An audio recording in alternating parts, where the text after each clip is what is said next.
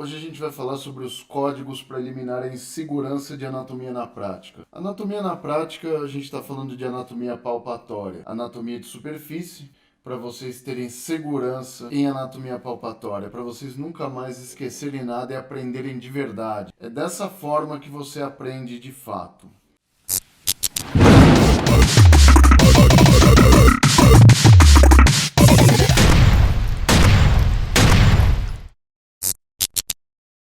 Deixa eu falar para vocês, isso aqui é um relato clínico meu, tá? Com algumas verdades e algumas... A verdade é a fratura de clavícula, tá? Mas esse acidente de moto, ele ocorreu há exatos 10 anos. Vocês acreditam? 10 anos e 10 meses. Foi no dia 28 de novembro de 2010. Já estou totalmente curado, mas é um caso clínico real. Sofreu acidente de moto há 3 meses, com fratura do terço médio da clavícula direita. Minha clavícula direita é meio panga. E do terço médio do húmero direito. Então a gente está falando do terço médio do húmero direito, meio do húmero. A moto está inteira. Então, a moto ficou inteira. Inteira também não, né? Deu uma arrebentada, estourou o pneu. Foi uma fatalidade. A 120 por hora, não é a velocidade para estourar pneus, né? Ficou, como diz um amigo meu, para estourar pneus. Ficou com imobilização em 8. Se vocês não sabem o que é imobilização em 8 para clavícula, procura aí dar um Google, que vocês vão ter que aprender isso na vida prática de vocês. Imobilização em 8 para clavícula por 1 mês. Então a imobilização de clavícula ou é a imobilização em 8 ou é a tipóia. A imobilização em 8 ela é mais eficaz, tá bom? Porque a tipóia deixa sua clavícula anteriorizada e às vezes não cola direito. Porque a clavícula sempre cola torta, tá? Se você não fizer cirurgia, ela cola torta, não tem jeito. Para todo mundo que deixou consolidação espontânea, ela cola torta. A imobilização em 8 para fratura de clavícula por 1 mês e meio e já apresenta sinais radiológicos de formação de calo mole. Quando vocês pedem um raio-x para algum paciente com qualquer que seja a condição, principalmente para escafoide e clavícula, pede um raio-x digital, porque o raio-x convencional, se não é bem batido, você perde o fio da meada, cara. E hoje tem o advento do raio-x digital, quase todo lugar tem. Não sei onde vocês estão, mas aqui em São Paulo quase todo lugar é raio-x digital. Vem numa folha, não vem naquela chapa, é ótima. Apresenta sinais radiológicos de formação de calo mole, porém, sente muita dor durante a movimentação ativa do membro superior direito. Muita dor. Ao retirar o gesso do braço após 4 semanas, falando aqui o gesso do braço, para fratura do rádio, apresenta atrofia da musculatura proximal do ombro e musculatura do braço. Então essa região aqui está atrofiada. Evidentemente, essa atrofia veio por conta da imobilização. Então, isso é uma coisa natural. Ao mesmo passo que você tem uma atrofia importante, depois que você começa a fazer fortalecimento muscular, o músculo ele volta ao seu trofismo normal depois de algumas semanas. Então, é natural isso, tá? Então, não se assustem quando vocês tiram gessos de pessoas com fraturas. E apresenta o sinal da mão caída. Graças a Deus eu não tive isso, tá bom? Então, isso é uma coisa altamente fictícia. Eu só tive fratura da clavícula, sem nenhuma sequela. Então apresenta a mão caída, pois não consegue movimentos coordenados de extensão do punho, dedos e polegar à direita. Força muscular grau 2. Então, o que é força muscular grau 2? A gente tem aquela escala de força muscular, que é a escala de Oxford. Alguns chamam de escala de Kendall, tá? Então, a gente tem uma escala de força muscular, onde a gente vai vindo da força muscular máxima, que é grau 5, até grau 0, que a pessoa não apresenta nada de contração. O que significa uma força muscular grau 2? Então, se você lembrar, o que é força muscular grau 5? Grau 5 é quando... Vamos falar aqui do movimento de extensão do punho. O cara vence a resistência total do examinador e vence a gravidade, grau 5. Quando ele vence uma resistência parcial do examinador, só que ele vence a gravidade, grau 4. Quando ele não vence a resistência do examinador, mas vence a gravidade, grau 3. Quando ele não consegue vencer a gravidade, que é a mão caída, ou seja, não consegue fazer isso aqui, ó, é grau 2. Ele não consegue vencer a gravidade. Você vai verificar que ele dá mas não tem força. Por quê? Geralmente as lesões de grau 2 para baixo são lesões neurológicas. Pode ser uma lesão central ou uma lesão periférica. As lesões periféricas, Geralmente elas se manifestam com a perda da movimentação. As lesões centrais, elas se manifestam com espasticidade, então é diferente. Então as lesões centrais são diferentes das lesões periféricas. Então nesse caso aqui, o camarada tem uma alteração na extensão do punho, flacidez, isso se trata de uma lesão periférica. Então as lesões periféricas e as centrais, elas são totalmente diferentes, tá? Então força muscular grau 2 não vence a gravidade, porque a mão está caída, não consegue movimentação ativa já era. Então quando a pessoa tem essa perda de movimentação ativa, tem duas condições muito comuns de perda de movimentação ativa. A mão caída, aí a gente vai ver no exercício, vocês vão saber o que é a mão caída, e o pé caído.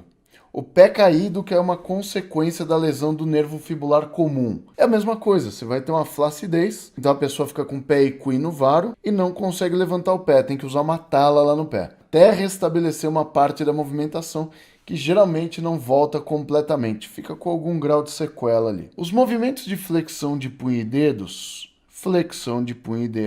preensão do polegar e oponência do dedo mínimo estão preservados, com força muscular de grau 4, ou seja, ele vence uma resistência parcial do examinador. Por que os movimentos de flexão, preensão e oponência do dedo mínimo estão preservados? Tem uma pequena diminuição de força. Primeiro, a diminuição de força veio pela imobilização. Ele ficou imobilizado, então basicamente toda a musculatura do segmento imobilizado vai ficar com perda de força, até que deu bom para ele, porque essa musculatura aqui ela não perde muito, tá? Que é uma musculatura funcional.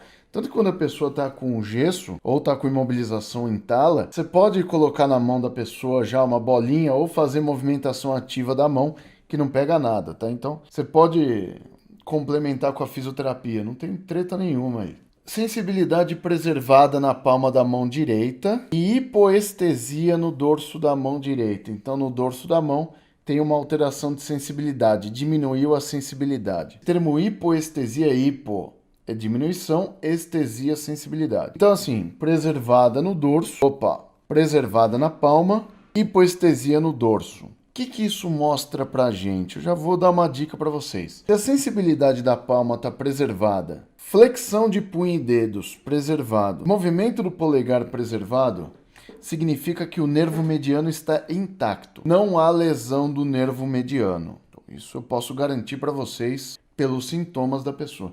Tá vendo que pela anamnese a gente já consegue constatar algum tipo de alteração na vida dessa pessoa? Só pela história clínica. Então, quando você está fazendo uma prova de residência ou uma prova para concurso, vai ter que interpretar a situação clínica da pessoa de acordo com os sintomas. Então, eu sei que quando a sensibilidade da palma está preservada e o movimento de oposição do polegar e dedo mínimo estão preservados, eu tenho o nervo mediano preservado, como vocês viram no caso de ontem à noite. Iniciou o tratamento para recuperação dos movimentos de extensão de punho e dedos com FES, que é a estimulação elétrica funcional. Então, coloco os eletrodos aqui. Nossa, isso também é uma coisa muito importante na parte de palpação, porque eu vou falar para vocês, quando eu ia dar curso de eletro, chegava no FES, quando você coloca os eletrodos, você tem que colocar no ventre muscular. Me assustava quando eu chegava no curso, porque assim, eu acho que o curso é aquela coisa assim, ó. Eu chego lá, eu escolho 2 pessoas. Coloca para mim os eletrodos para fazer uma extensão, a perda de movimento quando a pessoa tem mão caída. Os caras, gente formada, tá? Oi? Aí quando os caras colocavam um eletrodo em cima e um eletrodo embaixo. Aí eu perguntava, qual que é a função desse eletrodo aqui embaixo? Tem função, porque você não tem que colocar o eletrodo sobre tendões. Você tem que colocar tudo no ventre muscular, que é o ventre muscular que contrai. Hashtag fica a dica pra você aí. Então, ele iniciou FES. Esse FES, quando ele faz esse eletro, isso na verdade é para manutenção da movimentação da extensão, tá bom? Então, você já vai recrutando aquelas unidades motoras daqueles músculos. Porque aqui se trata de um nervo rompido, tá? Quando você tem uma mão caída, uma ausência de movimentos, ausência de tônus, né? Você tem o tônus, né, hipotônico, isso é uma lesão periférica. Então, a primeira coisa que a gente sabe do exercício é que há lesão do nervo. Então, o FES é indicado. E cinesioterapia para ganho de ADM e força muscular em flexão e preensão. Então, aqui para manutenção daquele ganho, quando a pessoa aperta, né? Que é a movimentação funcional do membro superior. E aqui eu tenho 5 alternativas. De acordo com os sintomas, qual a provável lesão do Gauss aí? Então vocês veem que é um caso clínico grande e vocês têm que saber estabelecer uma relação dos principais sintomas que a pessoa sente. Então tá aqui, alternativa A.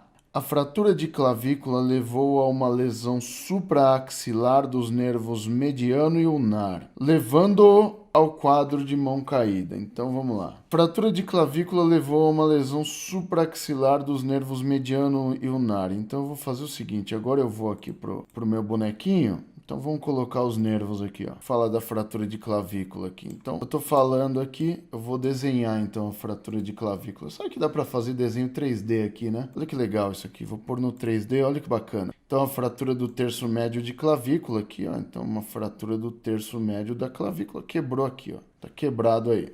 Aí eu vou deixar isso aí. Ah, tá vendo, ó? O quebrado fica ali, ó, que legal. Então ele falou para mim que a fratura do terço médio da clavícula levou a uma lesão supraaxilar dos nervos mediano e ulnar. Isso não ocorre, porque o nervo mediano, ele vai ser formado nas divisões anteriores aqui do plexo braquial, ó. Então, só mostrar aqui para vocês, ó, fazer uma multiseleção, ó. Aqui nas divisões anteriores do plexo braquial, ó, essas 3 divisões anteriores aqui, ó, elas são divisões para o direcionamento das fibras para a formação do nervo mediano aqui, ó. Então aqui está o nervo mediano, ó. Esse aqui é o nervo mediano sendo formado, ó, tá? Então aqui está o esquema de formação do nervo mediano, ó. Esse é o nervo mediano. Como eu sei que esse é o nervo mediano, ele é formado através aqui, ó, das divisões anteriores do plexo braquial. Então as divisões anteriores vão formar aí o nervo mediano. Bom, então isso é muito importante para você. O nervo ulnar, ele vai ser formado lá nas raízes de C8 e T1. Então o nervo ulnar, quando ele se forma nas raízes de C8 e T1, ele vai meio que acompanhar o nervo mediano aqui, ó. Só que depois eles vão ter uma passagem diferente aqui, né? Porque o nervo ulnar passa aqui na região posterior do epicôndilo medial, né? Na fossa cubital, e o nervo mediano ele vai passar aqui, ó. Desculpa, na fossa cubital não, no túnel cubital aqui. O nervo mediano ele passa pela fossa cubital, tá bom? Então a gente vai ter uma diferença de trajeto ali. Então, esses 2 nervos, eles não são lesados numa lesão supraaxilar aqui. Isso não vai acontecer, tá? Então, a fratura de clavícula não leva a uma lesão supraaxilar, tá? Então, é muito difícil que isso aconteça, tá? Porque a gente não tem uma relação tão direta com esses 2 nervos. Por quê? Porque aqui eu tenho a passagem de músculos entre esses nervos e a clavícula também. Então, basicamente, essa questão 1 aí é uma questão que não se sustenta, tá bom? Então a gente não vai ter isso. E até tinha um outro errinho aqui, ó. Não, então era isso, levando ao quadro de mão caída. Qual que é o erro? O quadro de mão caída, ele não é atribuído à lesão do nervo mediano e do ulnar, tá? O que acontece quando a pessoa tem lesão do nervo mediano? Quando a pessoa tem lesão do nervo mediano, ela apresenta basicamente uma perda de força de flexão aqui, ó. Ela não tem força na mão. Quando ela tem uma lesão do nervo ulnar, esses 2 dedos aqui, ó, o quarto e o quinto, eles ficam em gatilho aqui. Então fica com esses 2 últimos dedos dessa forma aqui, ó. Tá bom? Então, basicamente, o quadro de mão caída não tem relação com esses sintomas aqui mencionados. Anotar B aqui, então. A não é. Então, vamos anotar B. A mão caída ocorreu pela ruptura do nervo radial, que a gente já pode caracterizar isso. Ocasionada pela fratura do terço médio do húmero, que apresenta forte relação anatômica com esse nervo. A B confere, então vamos ver aqui, ó. A mão caída ocorreu pela ruptura do nervo radial, ocasionada pela fratura do terço médio do húmero. Vamos lá. Terço médio do húmero aqui, ó. Então aqui eu tenho o terço médio do húmero. Vou fazer uma fratura do terço médio do húmero. Vou fazer na parte posterior aqui, ó. Então vamos fazer uma fratura aqui. Cadê minha caneta aqui? Tá no 3D? Tá. Tá aqui, ó. Fratura do terço médio do húmero aqui, ó. A fratura do terço médio do húmero, quando ela ocorre, você pode perceber... vamos fazer o seguinte, eu vou desenhar inteiro aqui, ó. Vamos fraturar esse húmero do jeito que ele tem que fraturar mesmo, vai. Vai ficar bonito essa fratura aqui, vai. Vamos ver. Agora sim, temos uma fratura aqui, ó. Temos uma fratura do terço médio do húmero aqui, ó. O terço médio do húmero, ele tem forte relação com o nervo radial. O nervo radial é esse aqui, ó, que ele emerge na axila, assim como todos os nervos aqui todos os ramos terminais do plexo braquial emergem na axila. Aí ele vai fazer uma flexão lateral aqui, vai passar pela parte posterior do húmero, onde tem relação com o chamado sulco do nervo radial. Aí ele vai sair aqui, ó, lateralmente ao antebraço, ó. Então, o nervo radial ele se enrola no terço médio do húmero aqui, ele enrola no húmero mesmo.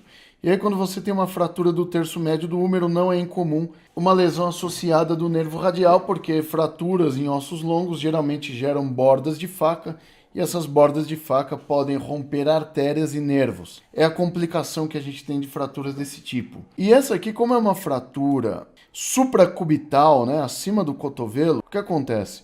O nervo radial, ele é um nervo que inerva todos os extensores do membro superior, ou seja, ele, na região do braço, ele inerva o tríceps, que é um extensor do cotovelo e do ombro, e abaixo do cotovelo ele inerva todos os extensores de punho e dedos, todos. Então, quando eu tenho comprometimento alto do nervo radial, ou seja, o comprometimento do nervo radial acima do cotovelo, isso significa que ele vai comprometer os movimentos de extensão do punho e dedos. Então, é natural que a mão fique caída. A gente tem uma ruptura do nervo radial acima do cotovelo. Não precisa ser só aqui, tá? Pode ser em outros locais. Por exemplo, quando a pessoa tem um sarcoma, tem um tumor ósseo, e esse tumor comprime o nervo radial, os sintomas são muito parecidos também, tá? Então, isso pode acontecer. E um outro comprometimento do nervo radial se dá aqui no chamado túnel supinador, tá? Ou canal supinador. Na passagem do nervo radial aqui pela região do cotovelo, eu tenho o canal supinador, mas aí ele não compromete tanto assim os movimentos, tá? Ele vai dar um comprometimento mais sensitivo.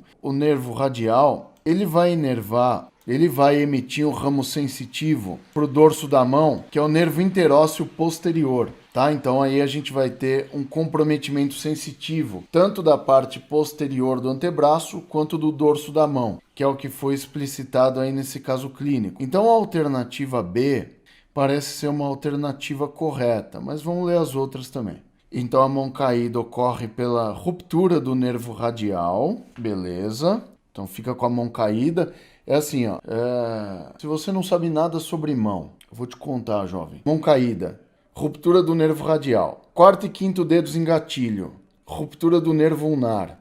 Esses dedos aqui, ó, primeiro, segundo e terceiro em flexão e perda de força de flexão da mão. Nervo mediano, tá? Então, é diferente como se manifesta cada um dos nervos aí. Ocasionada pela fratura do terço médio do húmero. O terço médio de húmero pode romper o nervo radial, que apresenta forte relação anatômica com esse nervo. Vamos ver a alternativa C. O tratamento com fez não é indicado logo após a retirada do gesso, pois além de não se tratar de uma lesão nervosa periférica, pode parar por aqui, é uma lesão periférica, pela mão caída e pela força muscular grau 2, a gente sabe que se trata de uma lesão nervosa periférica, e o fez pode agravar o quadro de mão caída e há o risco de ele não retornar os seus movimentos ativos novamente. Isso são alguns mitos que a gente ouve falar por aí, tá? Então, acredite, existia uma leva de fisioterapeutas que acreditavam que o fez poderia agravar o quadro. Vou falar para vocês uma coisa, jovens, que pode doer o coração de vocês. Isso em qualquer carreira, em qualquer profissão, eu vou contar uma história para vocês entenderem como isso se trata. Quando veio o advento da eletroterapia, os fisioterapeutas que tinham mais afinidade com terapias manuais, e a fisioterapia é terapia manual, ela é manual em sua maior parte, mas a gente tem auxiliares, que são eletroterapia, termo, são auxiliares, que ajudam bastante. Quando veio o advento da eletro, a galera da terapia manual ficou muito resistente. E existia uma corrente de fisioterapeutas na época que eles, sem comprovações científicas de fato, falavam que o fez, TENS, agravavam quadros neurológicos, né? E isso era uma baboseira, hoje a gente sabe disso. Sempre que há uma coisa nova, existem os haters, cara, em qualquer carreira. Eu tava lendo Medicina dos Horrores, já acabei, que é a história do Joseph Lister, né? Que olha que coisa louca. Até pra vocês verem, pra vocês terem parâmetros de épocas, assim. O Joseph Lister, né? Você tem o Listerine, né? O Listerine é um enxaguante bucal. Veio a partir do nome foi uma homenagem ao Joseph Lister, né? Que foi a primeira pessoa que pensou seriamente na asepsia do centro cirúrgico, de lavar a mão, lavar o local antes de fazer uma cirurgia. Evidentemente não existia luvas, né? Porque não se... Ele tinha uma ideia de que existiam micróbios que causavam putrefação nos tecidos. Ele tinha essa ideia porque ele foi a primeira pessoa que começou a olhar alguns tecidos saudáveis e tecidos doentes no microscópio. E ele via algumas reações que eram estranhas. Aí depois ele começou a ler os estudos de Pasteur sobre a putrefação tecidual. Então, ele começou a ter uma ideia de que aquelas infecções que eram causadas em centros cirúrgicos eram causadas pelos próprios médicos, pela falta de higiene. Só para você ter uma ideia, nas guerras que aconteciam no século XIX e XVIII, os médicos no campo de batalha, eles achavam que cobrindo os ferimentos de guerra com terra, aquilo ia melhorar o ferimento. Cara, você consegue mentalizar isso hoje? Só, cara, vamos cobrir com terra que isso aí vai melhorar o ferimento. Cara, é uma loucura. Você imagina hoje o cara fazendo uma cirurgia sem luva, sem esterilização. Assim, na época, eles não sabiam disso. E o cara que tomou mais hate nessa época foi o Joseph Lister. Os médicos da época falavam, esse cara tem essas teorias microbianas loucas, ele só pode estar delirando. Aí outros falavam, eu nunca vou fazer uma asepsia de mãos usando fenol. Não vai ter melhora nenhuma. Como esse cara tá falando que eu passo uma infecção para um paciente? Eu, cirurgião famoso aqui do século XIX. Cara, era a corrente que se tinha na época. Então, a gente tem várias épocas. Sabe qual é a da vez? Vou falar para vocês quem sofre os hate. Há alguns anos atrás o pessoal falava que era impossível aprender anatomia pela internet, né? E quem faz videozinho de anatomia pela internet é charlatão, Aí depois que veio a pandemia, que todo mundo teve que fazer no EAD, aí agora tem que aprender pelo EAD, né? Agora pode. Então vocês veem que tudo são épocas. Então, hoje em dia o pessoal já tá menos resistente, né? As videoaulas, né? Agora o pessoal acredita nas videoaulas, né? Vocês estão vendo como são contextos históricos? Por isso que você tem que conhecer a história das coisas. Cara, a galera fazia cirurgias, cara, como um suja, velho. Sabe quais eram os cirurgiões bons da época, século XVIII e XIX? Aqueles que tinham o avental mais sujo de sangue, cara. Era açougue total, cara. Aí quando veio um cara que foi o Joseph Lister, ele falou, não, vocês têm que entrar no centro cirúrgico com o avental de vocês limpo, branco, lavar as mãos, lavar o ferimento. E tinha uma coisa que também que não se sustentou, né? Que era borrifar o ambiente, né? E aí ele borrifava o ambiente também com fenol. Isso aí depois não foi... Já não é mais utilizado, mas foi uma coisa que ele acreditava. E quando ninguém conhece, foi assim. Aí depois de uns 20 anos, todo mundo já estava utilizando isso. E é interessante porque ele começou isso na Escócia e os escoceses e ingleses, que eram os que estavam mais perto dele, eram os mais resistentes. O pessoal na França e na Alemanha já usava os métodos dele. Então, uma outra coisa que a gente sustenta, os seus pares mais perto de você geralmente não vão gostar do que você faz, porque parece se tratar de uma concorrência. Então é uma coisa bastante interessante, né? O contexto histórico da coisa. Então a alternativa C é uma viagem. Eu inventei isso aqui. Alternativa D. Por se tratar de uma lesão recente, não é indicada a realização de cinesioterapia de forma precoce. Então exercício de forma precoce não são indicados porque é uma lesão recente, sendo mais importante apenas a utilização de TENS para aliviar o quadro álgico e esperar para fazer exercícios em fases mais tardias, diminuindo os riscos de manipulação cinesioterapia precoce. Cinesioterapia precoce e manipulação precoce não tem riscos, tá? Não há riscos. Porque nesse caso aí, a retirada do gesso já foi feita após 4 semanas, então já existe sinais de consolidação óssea aí, então você vai fazer os movimentos dentro da amplitude da pessoa, evidentemente não vai forçar muito, tá? Porque uma das coisas que a fratura precisa para consolidar completamente é a sua estabilidade, então evidentemente você tem que fazer movimentos, você tem que fazer força, mas não demais, porque você tem que manter a estabilidade da fratura. Tem 2 coisas que você precisa fazer na sua terapia, jovem, para manter a estabilidade para uma fratura ter uma consolidação de sucesso. Primeiro, a estabilidade, por isso a imobilização. Quando faz cirurgia, o que se põe? Põe uma placa, né? Placa e parafusos. Para quê? Para estabilizar a fratura.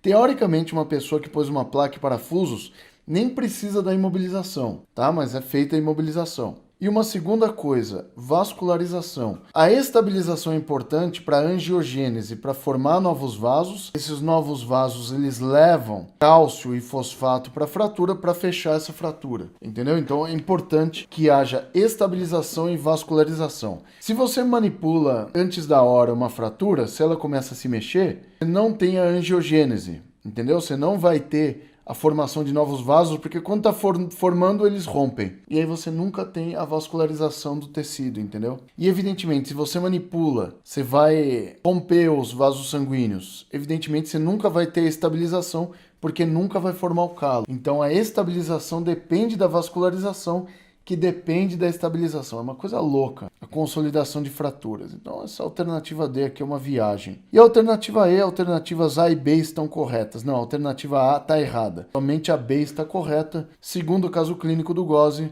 a alternativa correta nesse caso aqui, a mão caída ocorreu pela ruptura do nervo radial ocasionada pela fratura do terço médio do húmero, que apresenta forte relação anatômica com esse nervo. Essa é a resposta desse caso clínico.